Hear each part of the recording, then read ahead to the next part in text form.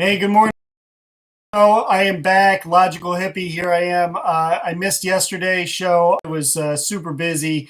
I've been doing a lot of things between work and my kids and things like that. I just didn't get a chance to get a video in, and it was kind of disappointing in a way because I really like doing this stuff and being out there for people and helping people have a little hope and a little bit of drive, get their day started and help them see, a little bit of the positive things in life so that they get through their day. Um, Kudos to the one person who's watching me right now. I have to wonder if that's somebody from YouTube who's checking me out, because I'd like to see a comment. If you got something to say, why don't you post in the comment section right now so I can, we can chit chat back and forth. But, it seems like every time I plug in, there's one person who's immediately on this thing. So if you're watching, why don't you say something? I'm interested in what you have to say. So how you doing? Nice to see you. So anyway, let's get right down to it. I got some things set up for you. Obviously, we're going to do the prayer. Going to talk a little bit about mindfulness. I think as far as the CDC statistics, I'm just going to keep it very basic, very simple, because I don't want to get into the negative too much. There's already too much of that already. If you want to get into, the hysteria of what's going on, you can watch, CNN, MSNBC, New York Times, Washington Post. They'll give you all the hysteria information that you need. And I don't want to do that. I want to give people hope. I want to give people a reason to get up in the morning and see the light at the end of the tunnel. So we're going to get there. We're going to see that light. We're going to go through some tough times here in this stretch, but that's okay. We're just going to keep on keeping on. Got some educational things I want to talk to you about, between colleges and high schools. And then, of course, dealing with my staff and things like that, going to the grocery store, et cetera, and just things I've kind of run into the last few hours, 24 hours, 48 hours, and what I've been up to. So anyway, let's do the prayer first off, because I feel that, and I want to get the table set for us so that we're in the right mindset of where we're going. So let's do that first, and then I can get into the rest of it. So deep breath. Thank you, Lord, for all that we have, and thank you for providing us the life that we get up and get to live every day, and the food on our tables and the people in our lives that help us and give us strength, and those that we want to pray for and help through this tough time. There's a lot of people that need love and need help and need blessings right now, and please send those blessings on to them, because we want to make sure that everyone that we care about gets through this in the best way possible, taking care of each other and being hopeful that this thing passes through and we get beyond this and get back to living life and being happy again and doing things that give us joy. So please send blessings to myself, my family, and all the families out there right now that really need it, really are hurting, and really are on the front lines of this thing. So amen. God bless my family. God bless your family. Here we go. Hey, all right. So first things first, I got to do my Wayne Dyer teachings book about Taoism. We're on the third verse. We missed yesterday's show, so we're still on the third verse for today. So let's get started. Wayne Dyer mentions or labels it the living contentment. So here we go. Putting a value on status will create contentiousness. If you overvalue possessions, people begin to steal. By not displaying what is desirable, you will cause the people's hearts to remain undisturbed. The sage governs by emptying minds and hearts, by weakening ambitions and strengthening bones. Practice not doing. When action is pure and selfless, everything settles into its own perfect place. So one of the greatest things that I learned is and it was before I read this book, was giving up on my possessions, what I knew, what I grew up believing, what I grew up owning. Quick story on that. I had my house for sale. I was planning on moving, and I had a collection of CDs that I had collected over the years from the time I was about 12 years old. What was it? Columbia House was the company, and they give you, like, you buy one of their CDs and you get 10 free. And I used to do that all the time. And I ended up with a pretty massive collection of CDs. Well, when I was moving and I had a yard sale, those CDs disappeared. Someone had stolen them from me. And to this day, it still bothers me deep in my heart, deep in my soul, that those CDs that I collected, that I worked hard to get, were gone. And there were some really good albums there that I missed. And it kind of makes me sad a little bit to have lost those possessions. But at the same time, I don't listen to CDs anymore. Like, they would just be collections. They would just be collecting dust on my shelves. They were just memorabilia for the most part. It's just memories. And that those memories are really no different than any other memories I have from winning state basketball championships or golf championship or doing whatever I've done in my life. Those are all memories too. And I can remember those CDs and remember what I did and how I collected them and all that. And, I've had to let that go, that those things were stolen. And really it wasn't just those things that were gone because I sold things, I let things go, I gave things away, all because I was moving and I was downsizing my life. I was going into a minimalistic attitude. And that's what this third verse talks about is not trying to grab onto things and hold on to things and maintain possession of things, because possessions are just, they're not valuable. They mean nothing. They're something maybe you bought or something you just hold on to mentally more than what the actual physical value of it is. Because we really, in the end, money and things are only worth as much as we value them as. Like, gold is really just a mineral. It's just an element that has zero value in reality. We only value it because we think it has value, because people put a value on it. And I just treat everything in my life in that way, where sure, I value my home. I am thankful. I have gratitude for the things I have. I'm thankful for and grateful for the food and my dinner table and all these things. Like, you could be thinking right now, like, well, why don't you just get rid of everything you have and live out of a cabin in the woods? I would do that in a minute, and that's not the point. The point is that I live in this house. I ended up not selling my house. I love where I live. I love my house. But do I need all the things that are in it? No, I don't. I could live without all those things. I could live without television. I could live without the video games that I have, my kids like to play, or the movies that we watch. I could live without a bed. I could sleep on the floor. I could sleep outside. It really makes no difference to me. Like, possessions are just possessions. It's life that's way more important, way more valuable than anything else on this planet. And that's kind of what we're talking about with this whole virus thing, is like, the value of life, and what is the value of life, and what value do we put on that? And is that more important than the possessions we have? And Taoism talks often a lot about water and how water is used throughout the Tao teachings. And so if you envision your possessions like water, and if you try to grab onto water, you can't hold it. It gets your hand wet, but most of the water that you grab goes right through your hand, and you can't possess it. You can't literally hold it. Whereas you just let your hand out and cup it, you can hold on to water, because you are not forcing it to stay with you. It is just staying with you because you are just allowing it to be. And that's how water, and that's how possessions, and that's how life exists, is just allowing things to exist in their natural state, not forcing things and not trying to grab onto things. Because when you put an emphasis on things, more people see that and they have the same attitude. That's why the toilet paper disappeared, in the stores, when people start freaking out. And the same thing with food.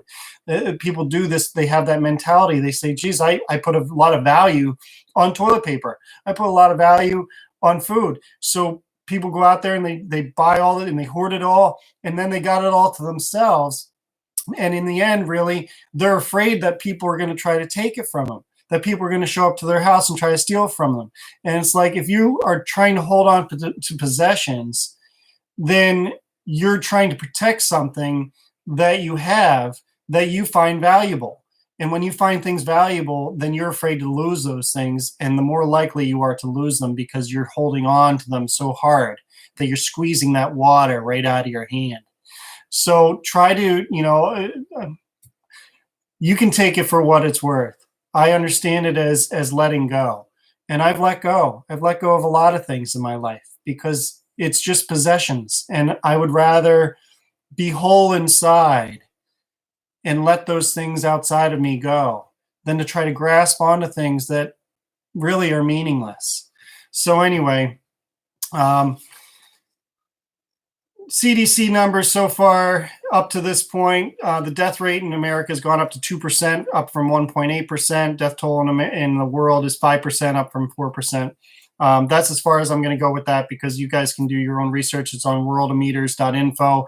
It's actually a really good site. They have a list of things, not just coronavirus, but the flu, cancer, health, education, all these things, population growth, population decline, births today, births over the year. Like, it's actually a very interesting and informative website. So worldometers.info.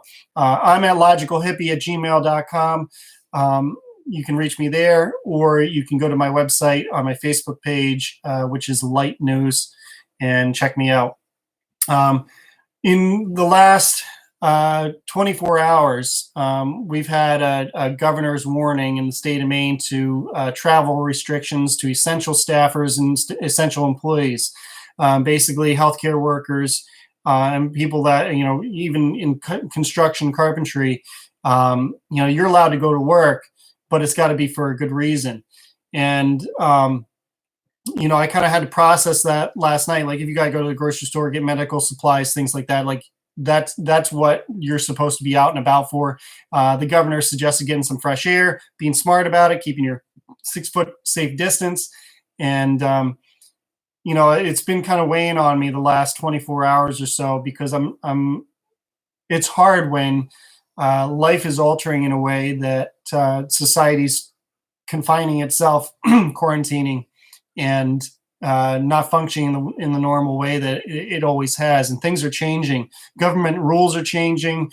You're going to see changes in bills that are going to come through your government entities, attempts to do gun confiscation, forced vaccinations, spending more money, blowing more money on needless things, more pork belly spending, that type of stuff is all going to come up through this because of this virus. And this is my concern with what's going on, is that government has been taking advantage of its citizens since the inception of government.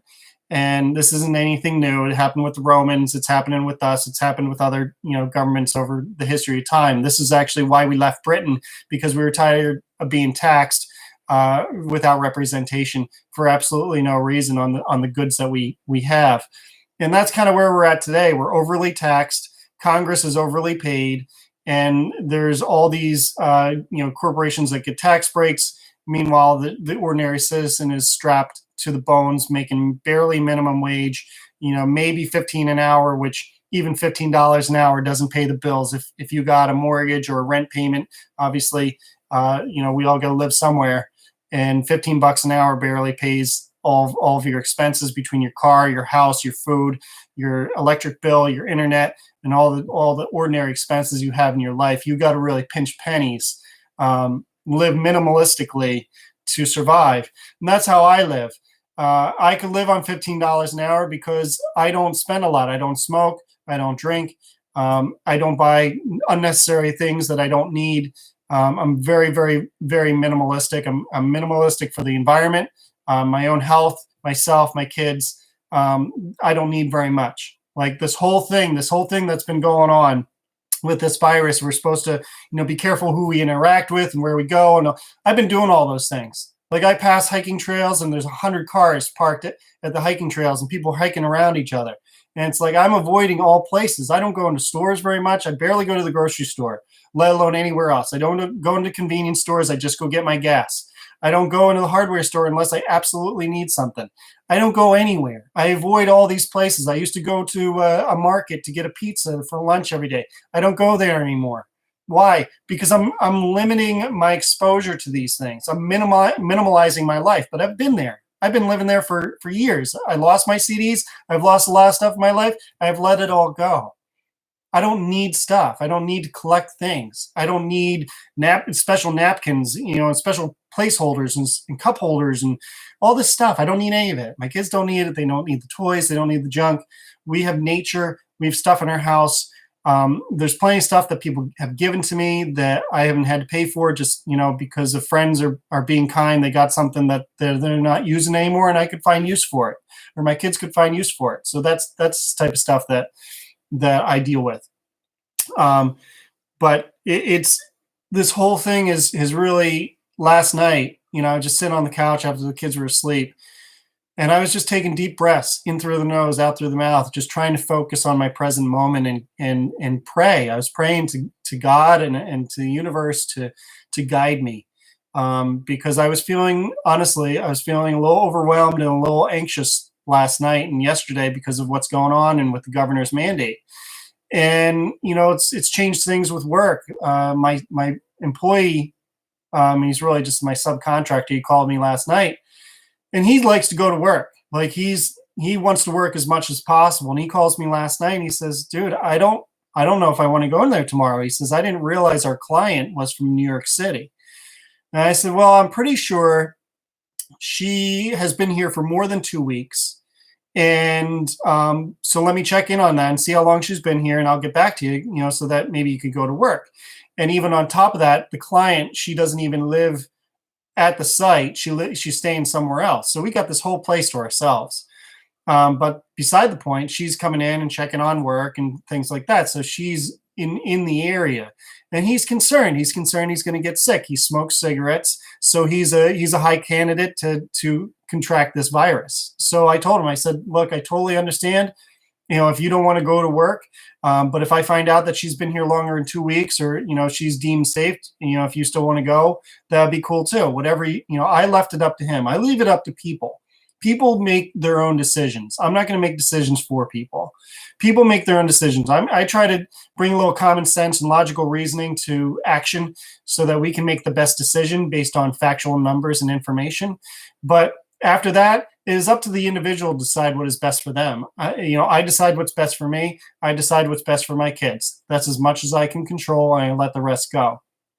But in terms of this, government mandate regulation type of stuff, it kind of hit me hard yesterday and made me realize, like, I gotta make different steps and different approaches to what I'm doing with my life and where things are headed. Even though I've been careful up to this point, I'm going to take a little bit more drastic measures and shapes in my own life to follow protocol and do the right thing. Because I wish, honestly, I wish more people would do that. Unfortunately, I don't think we'll ever see that, because people are scared, people are panicked, and people are just dying for a solution. So when they see, a possibility of hope, you see somebody like the guy down in Arizona who heard Trump talk about the hydroxychloroquine, and he ended up taking a spa version of the hydroxychloroquine, and it killed him, right? Because he was looking for an answer immediately. And that's what we're all waiting for. We're all sitting here waiting for the government to tell us what to do, to control our lives and give us an answer. And government is not the answer. Government's never the answer. We're the answer. God is the answer. The universe is the answer, with us and through us. And that's where we need to belong. And I can tell you that until I'm blue in the face. It doesn't mean you're going to follow it, and it doesn't mean you're going to listen, but I can try. I can try to reach people. I can try to reach all kinds of people. I feel like I can reach 7 billion people by praying every day. That's my best way to feel like I have an effect, that I'm doing the right thing through myself, through what I believe. And I hope more people follow that suit as well.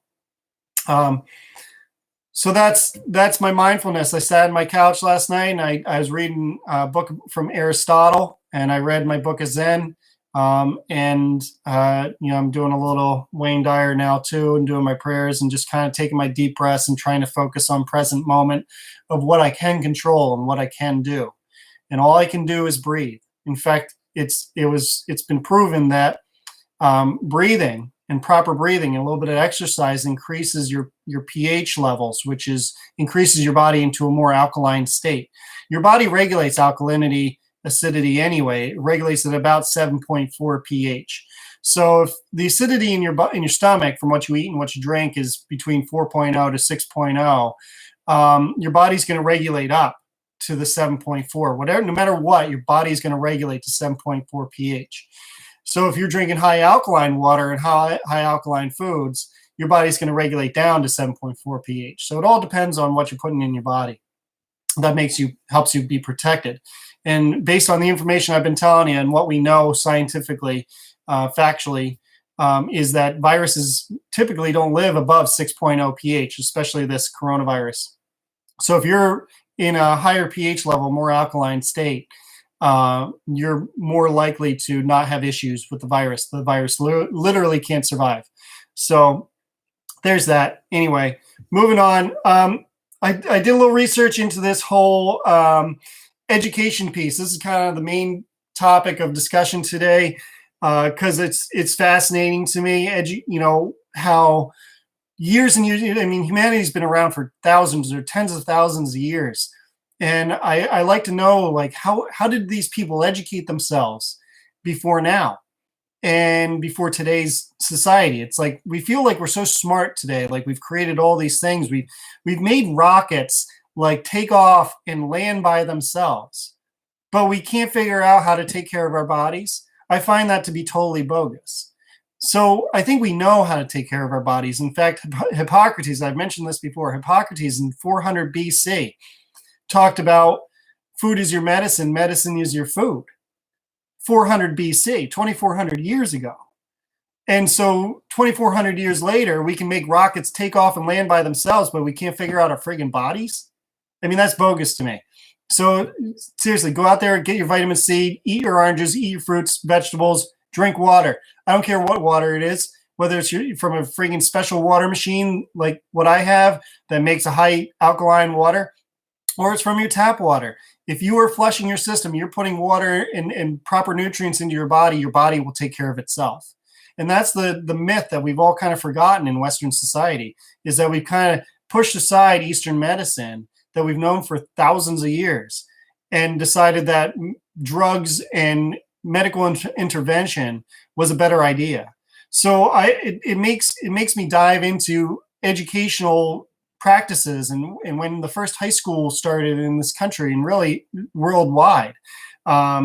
So in those terms, the first public high school was founded in 1635 called the Boston Latin School in Boston, Massachusetts. And then the first actual high school started in 1821 based on that model of the Boston Latin School.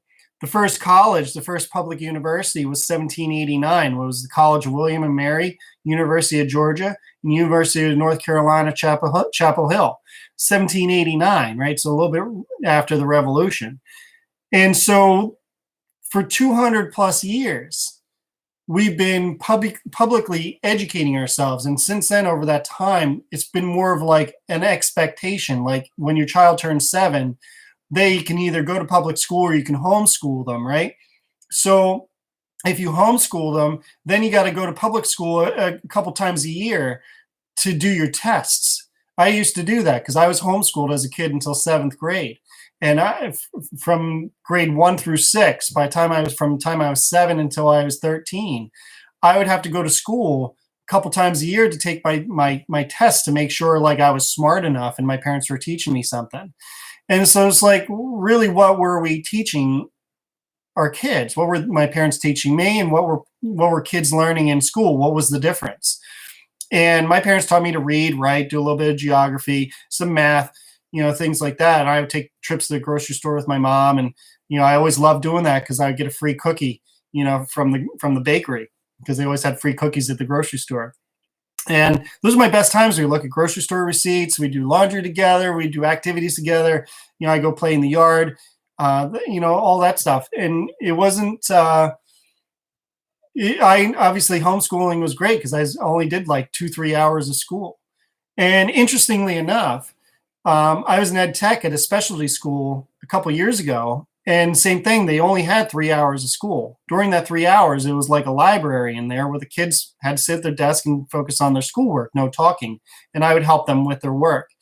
So it's like 3 hours of school is really all these kids need. And then the rest of it, they can go outside and exert themselves, go work in the farm, do chores, whatever, play games, things like that to be, more active.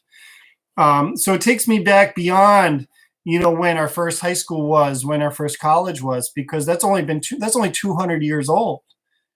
We're talking tens of thousands of years that we've been around as a species, as humans. And so what were we learning, and how did we learn before that? How did the Egyptians become astrologists and figure out geography and figure out the stars and constellations? And how do we learn all this stuff? They didn't have public education. So how did they get it? How did they learn it?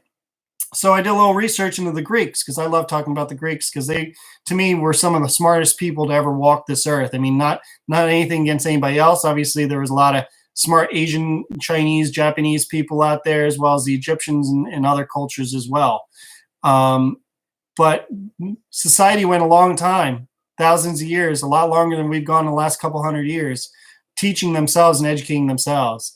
And the Greeks focused on, after you were kept at home until about age 6, age 7, and then they went off to school.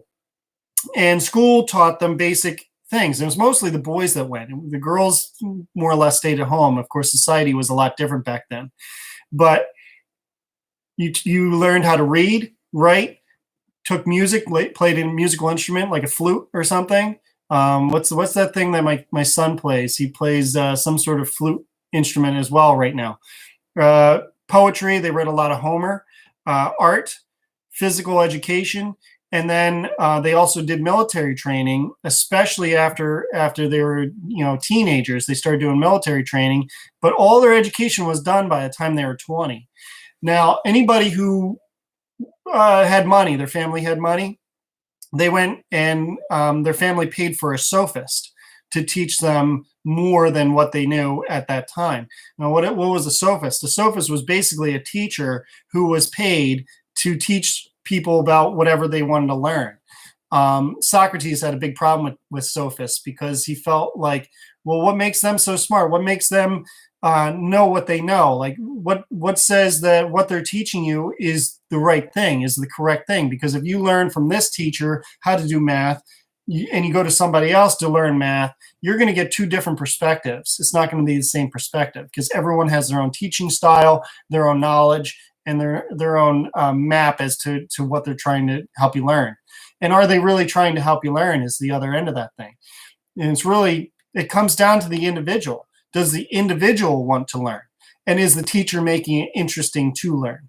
And that's kind of where I see education. It's like, education isn't about forcing you to sit down and read this information and understand it.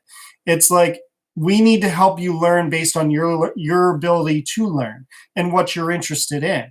If it helps for you to do math by counting fish instead of doing word problems, I would rather you count fish so you learn, because that's how you're going to learn. It's like my son, honestly, he has kind of a learning disability to a degree. Unfortunately, he was held back, no fault of my own. He was held back by somebody else in his early education career. From kindergarten, first grade, and second grade, he basically missed 90% of school. And so he missed the core values and understandings of words and letters and numbers and basic information for a kid to learn. And so he struggles. But what does he enjoy doing? Like, you could sit him in front of a book and say, you need to read this and you need to tell me what it's about. But for him, if he's not interested in learning what he's reading, he won't retain a thing. He can read it back to you. He'll struggle through it, but he won't retain any of the information he read. Whereas he'll be at home with me and he'll take out a book that he's borrowed from the library because he's interested in it, and it's about fishing. And he'll regurgitate almost word for word what he read one time, because he's interested in what he's reading. And to me, that's, nothing against public education, nothing against school. That's for every, person who decides to do that. I don't need the government telling me what to do with my kid and how to educate them. If my kid struggles learning in the public education system, then I need a better option. He needs school choice. And I need to be able to take the tax dollars that I send to public education, take that out and send it to the school choice. And if that school choice is more expensive than what my tax dollars are for, then I pay the difference if I can afford it. If I can't afford it, I send them to public school and I force them to learn that way. But why am I forced to send my kid to public school? That doesn't make any sense. And then pay additional money to send him to private school or school choice because he's got to learn a different learning curve. And if you take the model of the Greeks, who were really intelligent people, like they had some very intelligent people back, and like how'd they learn? They read, they learned basic reading, writing, math, art, philosophy, physical education, how to debate, how to have a persuasive debate with people and respectful, which is something we lack in society today. People don't know how to have respectful philosophical debate. All the things that the Greeks were learning back in the day, it wasn't overly complicated. Like they weren't forcing kids to learn calculus or algebra 2. They were just allowing kids to learn basic math concepts. They didn't have to learn the square root of -1. Like, let kids learn based on what they're interested in learning, and they will learn it. I had a kid in the specialty school where I was the ed tech. The kid was in 9th grade and could barely write his own name. He didn't even know where to write it. He would write it in the middle of the friggin' page, and it'd be all over the place with letters all over the place. The kid had just been pushed through public education. Is that better? Because he wasn't interested in what he was being forced to learn. What the kid wanted to do, his dad was in construction, like big machinery and stuff. I'm like, this guy's a ditch digger. So make him a ditch digger. Teach him about machines. Send him to vote tech. That's what I want to do with my kids. I want to send them to tech school because right now we're actually lacking people in the trade industry because we've taken trade out of schools. Why have we taken trade out of schools? It makes no sense. We need people to build houses, bridges, dig dirt, work in the sewers, electricians, plumbers, all the whole gamut of welders. We're lacking people in the trade industry because we took trade out of schools. When I was in high school in 1999, 2000, 2001, 2002, for the first 2 years, we had our own shop and shop class. It was great. I took apart a lawnmower motor. That was a 10 horsepower motor and put it back together. I built a cabinet, a small cabinet. I built a table. I was learning carpentry skills, basic skills, etc. in high school. When we moved the next 2 years, we moved to a new high school. We didn't have shop class anymore. I had to go to vote tech school. And what vote tech kids were laughed at. They were made fun of because they weren't smart enough, right? I'm sorry. We need those people. We need fishermen. We need people of all different backgrounds, not just scientists and doctors and engineers. We need people that build things, work with their hands. And you got a kid like the kid I was working with in the vote tech school. You got my son. He's a perfect candidate for vote tech school because he's not that interested in sitting there at a desk for 6-7 hours and learning about geography and books that he doesn't care about. He wants to learn about fishing. He wants to learn about other planes or whatever it is that he's interested in. To me, it should be more open to allowing kids to choose or decide their curriculum based on what they're interested in. And that's a lot more work for teachers, isn't it? Well, maybe that's why we need school choice. So anyway, that's my pitch today. I think that's about all I've got for you. I must say, before I leave, I feel the struggle of what's going on right now. I feel the struggle of people. It hurts right here what's going on. I used to live in the city. I know that the fear and panic and struggle is real in those places that people can't get out. Like I can't imagine living in the city right now in a row home and being told that you got to quarantine yourself, that you can go get fresh air, but you got to keep 6 foot safe distance. I mean, you're talking about millions of people that are confined to their places. It's not an easy situation. I pray for those people. I pray for the families and the kids. I send them blessings. I hope we get through this soon so that we can get on and get back to living and have our lives return to where they were. And I send those blessings to all of you. So you guys have a freaking fantastic day. It's hump day. Get some. Later.